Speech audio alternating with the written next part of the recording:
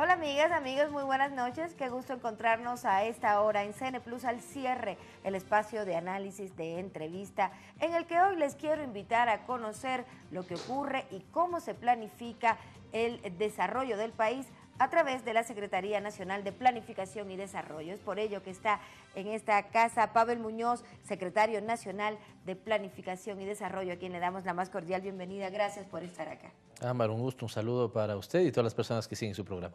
Me parece importante que conozcamos a esta hora de qué se trata esto de la planificación para el desarrollo del país. Y si pudiéramos comenzar por ahí, señor secretario, en un concepto general, ¿cómo se entiende esta planificación del Estado? Fundamentalmente sería definir el horizonte y el rumbo que debe seguir el país para alcanzar el buen vivir. Nosotros ya nos pusimos un postulado normativo, digamos, qué es lo que queremos como sociedad, y eso está condensado en la Constitución de Montecristi. Queremos alcanzar el buen vivir, queremos una sociedad de derechos, queremos una sociedad donde haya mayor participación ciudadana, un Estado que recupere para sí facultades esenciales, que podamos trabajar bien los sectores estratégicos. Y el momento que eso está definido en la Constitución, la planificación lo que hace es marcar el rumbo de cómo llegamos a eso. Establecer caminos, rumbos y metas. ¿Hasta Sí, dónde queremos llegar? efectivamente, en el gabinete solemos tener una reflexión que es interesante. Yo creo que el país antes de este gobierno no tenía un rumbo definido.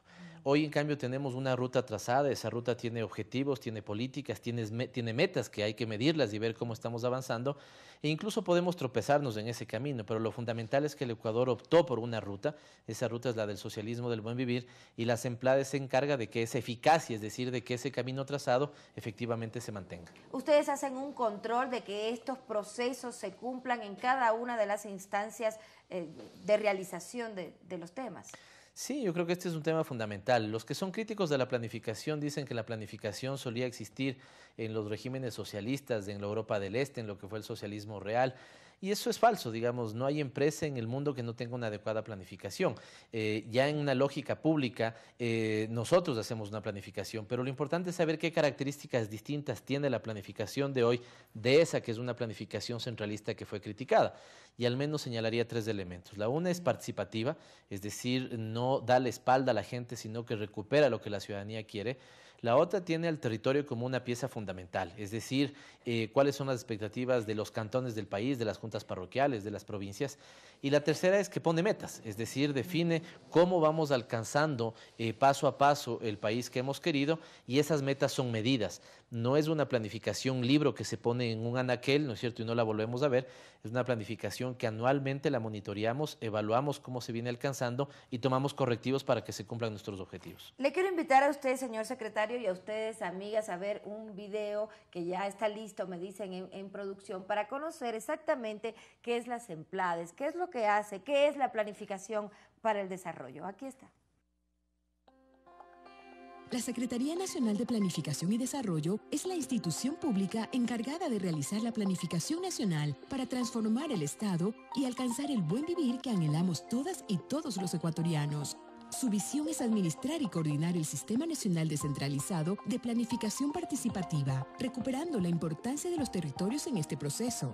Su misión es convertirse en un referente latinoamericano en esta materia.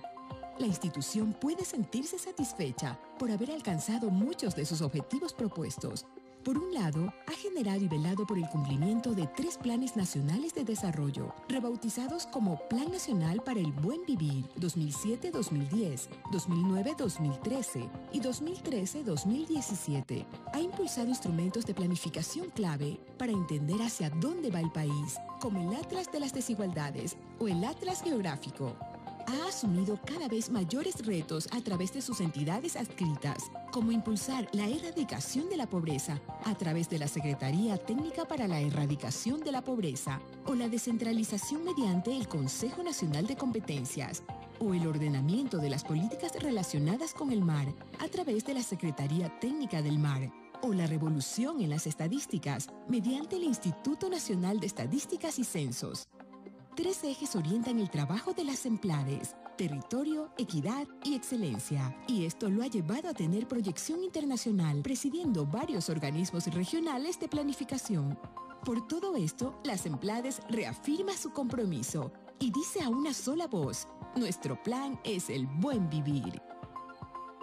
Semplades, planificamos el Ecuador del buen vivir. Ahí veíamos un producto comunicacional de las Semplades donde se explica paso a paso qué es lo que hacen en busca de este buen vivir. Toman cifras, digamos, del INEC, porque se necesita saber a qué población están dirigidos los planes, y esto lo suman otros insumos ya en territorio. Con todo esto es que planifican en las diferentes áreas de la política social. Hay un tema fundamental, Ámbar, que le ha permitido a las Semplades ser una institución muy reconocida a nivel internacional. Nosotros estamos organizados en dos áreas, un área que se encarga de la planificación y otra área que se encarga del diseño institucional del Estado. Es un acierto que hayamos escogido que los dos estén bajo la Secretaría de Planificación, porque en planificación, insisto, marcamos el rumbo del Ecuador que queremos y en la reforma institucional definimos qué institucionalidad y qué normativa necesita el Ecuador para alcanzar eso. Ya en el ciclo de la planificación, que es lo que usted pregunta, hay elementos esenciales. Primero, la información. El Ecuador cuenta en este momento con un sistema de información muy potente. Tenemos un reconocimiento internacional en ese sentido que es muy significativo. El Instituto Nacional de Estadísticas y Censos está adscrito a las Semplades. Junto con él hemos podido consolidar toda la información censal del país, toda la información de las encuestas que son fundamentales para conocer qué pasa con el empleo, qué pasa con la pobreza, qué pasa con el sector productivo y tomar decisiones. Eso nos lleva al segundo paso, que es con buena información podemos planificar. Definimos qué metas, qué políticas necesita el país. Lo tercero es que sobre esa base definimos inversión. Y esto es fundamental respecto a cómo era antes la época neoliberal. En la época neoliberal se decía que había planificación, pero no era así. El Ministerio de Finanzas era el que partía el pastel presupuestario y ahí estaba condensada la planificación. Hoy, en cambio, la Secretaría de Planificación es la que dice dónde invertir. Y finalmente, nuestra área de seguimiento y evaluación nos dice si lo que estamos haciendo está correcto o no y, por lo tanto, qué correctivos debemos hacer. Uno de los elementos que está dentro de esta planificación es la descentralización. Además, un tema del que se viene hablando en los últimos días y por eso me gustaría tratarlo. Aquí en este documento señala que la descentralización consiste en la transferencia obligatoria, progresiva, definitiva de las competencias, entiéndase, responsabilidades con los respectivos talentos humanos y recursos financieros, materiales y tecnológicos. ¿Cuánto se ha avanzado en este proceso de descentralización desde que ustedes lo marcaron como un objetivo o una política de Estado? Se ha avanzado mucho. Se ha avanzado mucho y yo creo que los elementos se pueden constatar primero en la Constitución. Y la Constitución es un gran avance porque la Constitución cambia el esquema de descentralización que teníamos en el país. Con la Constitución de 1998 nosotros teníamos una descentralización a la carta. Esto significaba que la Constitución decía solo 4 competencias no se pueden descentralizar, el resto sí. ¿Cómo? No lo definía. Por lo tanto, una alcaldía o una prefectura del país decía yo quiero esto, pero no quiero esto otro, ¿no? Que la gente nos entienda era coger las competencias, la carne, nunca el hueso. Siempre los elementos favorables, nunca, digamos, los elementos completos y complejos también de las competencias. La Constitución es el primer avance porque tiene todo un título que organiza el territorio y entrega competencias a cada nivel territorial. Esto es fundamental porque elimina la superposición de funciones que también teníamos antes. La gente deberá recordar que antes un poblador de una ciudad iba a una cancha de fútbol, por ejemplo, y encontraba que el cerramiento había sido hecho por el Consejo Provincial. Claro. ¿Qué tenía que hacer el Consejo Provincial ahí? Nada, lo que estaba es buscando votos en esa población urbana cuando su competencia está más en el ámbito rural. Desde esa perspectiva, entonces, esa Constitución establece cómo se organiza el territorio y qué tareas, qué responsabilidades tiene cada nivel de territorio. Después tenemos una ley que también es fundamental. Nuevamente, en el año 2008, en el año 1998, la Constitución operaba con la ley del 96, es decir, no había sindéresis entre lo que planteaba la Constitución y el marco legal. Hoy tenemos la ley, se llama COTAD, la gente lo conoce así, es un código que organiza el territorio, promueve la descentralización y las autonomías y estimula determina cómo debe funcionar el proceso de descentralización. Y un tercer avance importante es que hay una institucionalidad. El Consejo Nacional de Competencias es un órgano colegiado, está representado el gobierno central, el provincial, el cantonal y el parroquial, y este ya empezó a transferir competencias, que es lo más importante. Pongamos el ejemplo de la cooperación internacional a todos los niveles de gobierno, el riego al nivel provincial o el tránsito y el transporte que ha sido transferido claramente a todas las municipalidades del país. Pero esta transferencia se hace, como señala también este documento, con los recursos financieros, materiales y tecnológicos. Eso se hace durante el proceso. Sí, efectivamente. Por poner este ejemplo de tránsito y transporte, Esa competencia fue analizada por el Consejo de Competencias y transferida en el año 2012. Lo que sí pasa es que el Ecuador tiene 221 cantones, no solamente tiene dos. La gente a veces cree que como ve a dos alcaldes en la televisión, solo hay 2 cantones en el país, pero en realidad lo que tenemos son 221 cantones, con características muy distintas entre ellos. Por lo tanto, la competencia de tránsito tomó en consideración estas diferencias y estableció 3 grupos. Un grupo de los cantones más pequeños y les dio mucho más plazo para que puedan asumir la planificación, la regulación del tránsito. Otro grupo de cantones intermedios, digamos así, a los que el esfuerzo era menor para generar las capacidades y que puedan asumir la competencia, y les dio alrededor de 2 años para que lo puedan hacer.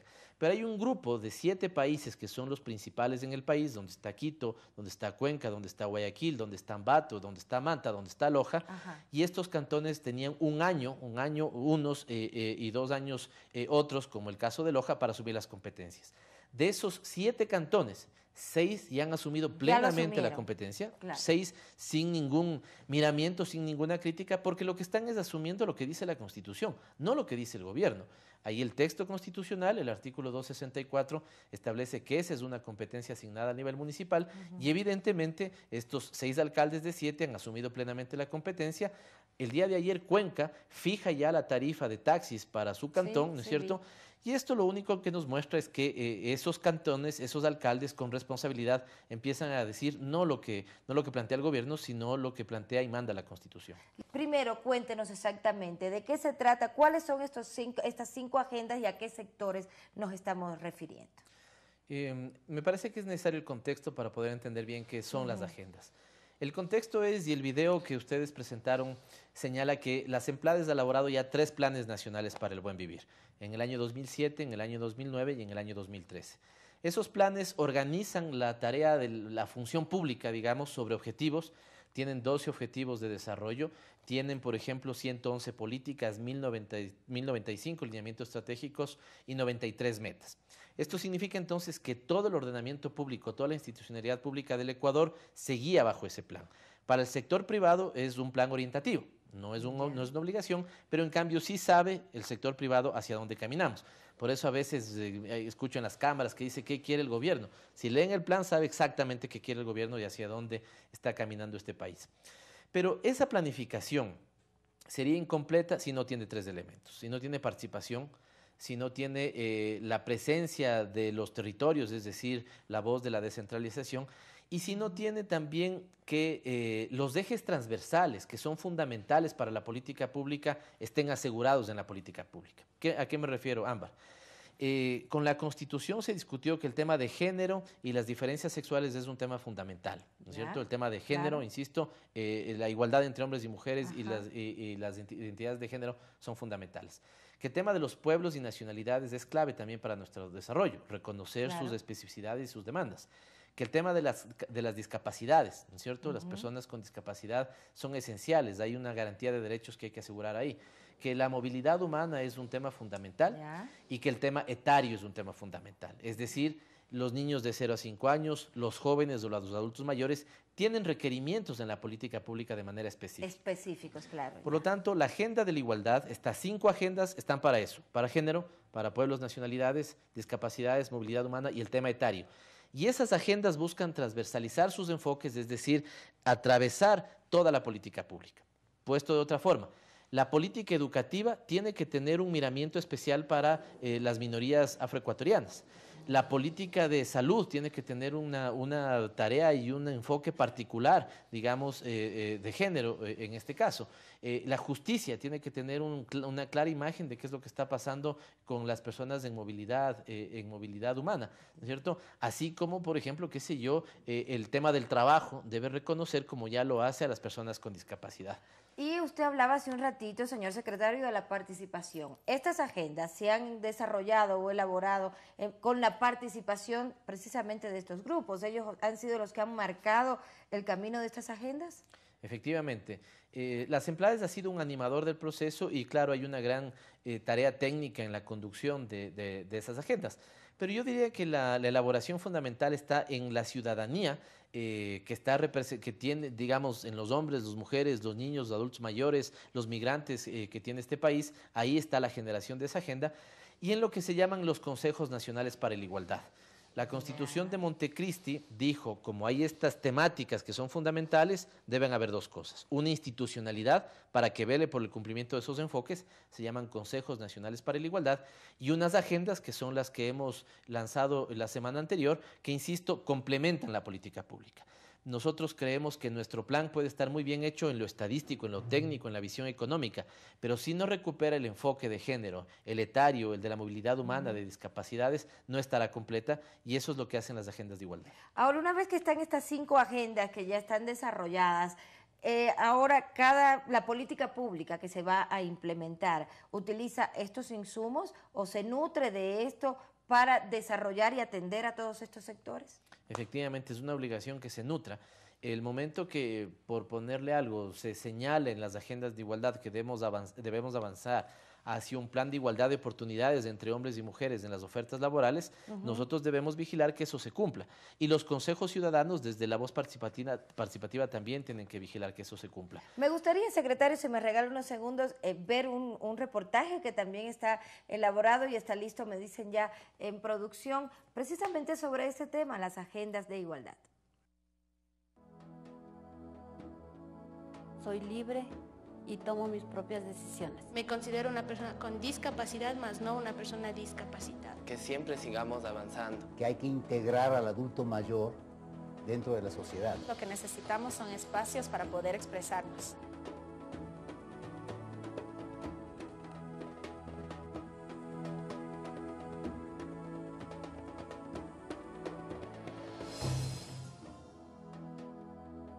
Para construir ese verdadero Estado plurinacional. Desarrollo, no solamente en la parte productiva, sino también en la parte social. Porque ahora siento que se cumplen y se Aquel respetan que quiera mis pueda derechos. tener sus oportunidades. Mujer, Eso se quiere. me siento sujeta de Estoy derechos. orgulloso de mi país por nuestra gente Doy y gracias por nuestra a educación. todos por todo.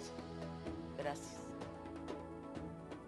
Semplades, planificamos el Ecuador del buen vivir. Ahí estaban estos 5 grupos específicos donde estábamos hablando antes de ir al reportaje, señor secretario, la política pública tiene que encaminar sus esfuerzos.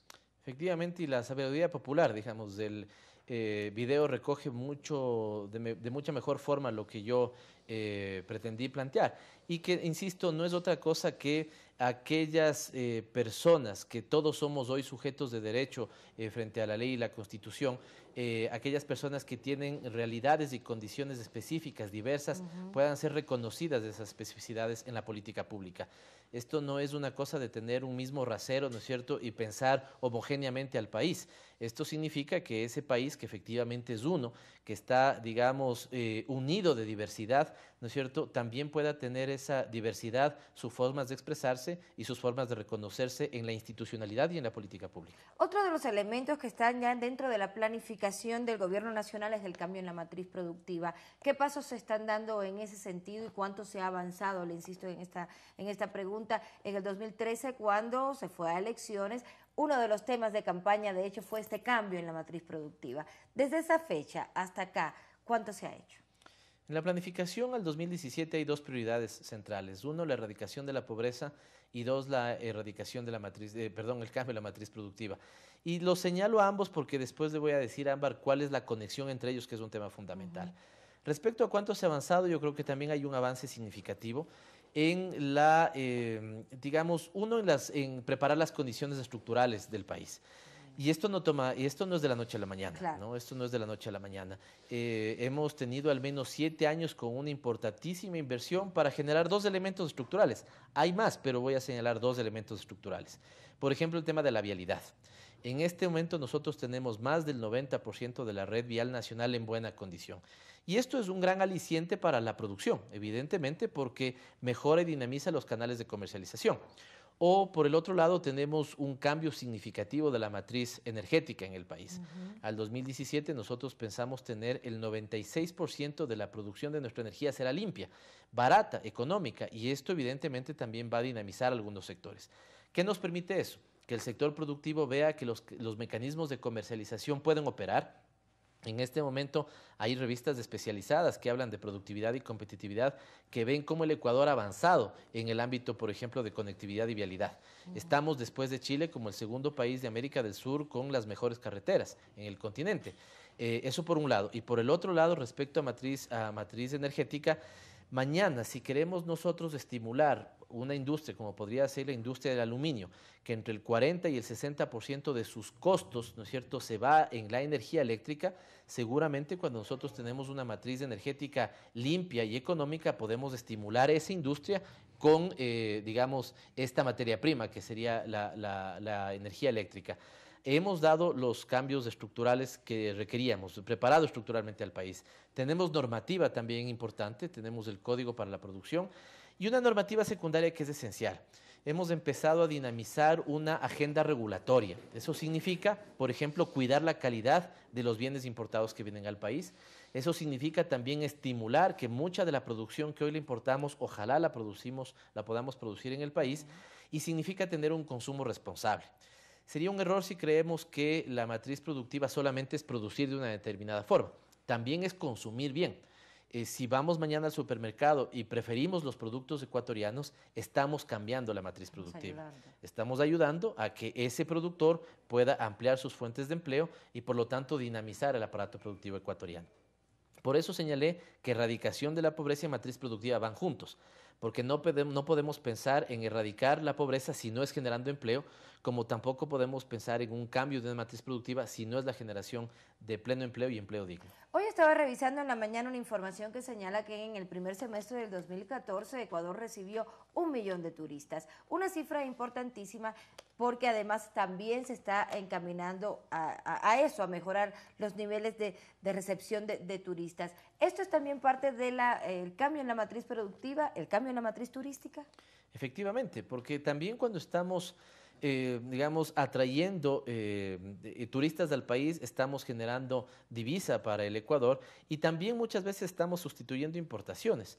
Hoy, por ejemplo, hay muchos ecuatorianos que están en condiciones de viajar. Si vemos desde el otro lado de la moneda, hemos disminuido la pobreza en 12 puntos, al menos 21 de cada 100 ecuatorianos han engrosado la clase media, y hoy vemos cómo gente puede, ¿no es cierto?, del Ecuador, ecuatorianos pueden viajar y algunos visitan Panamá o visitan Colombia o visitan Miami, digamos, ¿no? Son las opciones. Pero también hay muchos ecuatorianos que prefieren no salir, ¿no es cierto?, y dinamizar el turismo interno.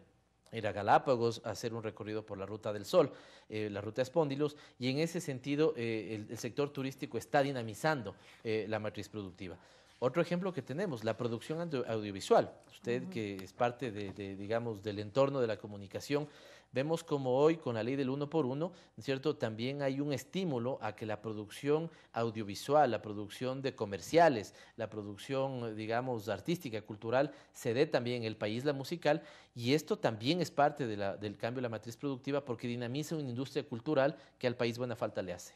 Le quiero agradecer muchísimo, señor secretario, se nos fue el tiempo, realmente se me fue volando porque qué interesante que es aprender los planes que se tienen como parte del desarrollo. Le quiero agradecer muchísimo por haber estado con nosotros. A usted muchas gracias. Pavel Muñoz, secretario nacional de Planificación y Desarrollo, esperamos que también ustedes hayan atendido este diálogo y entendido también de qué se trata este cambio en la matriz productiva y también la planificación para el desarrollo. Muchísimas gracias por habernos acompañado. Un abrazo. Hasta pronto.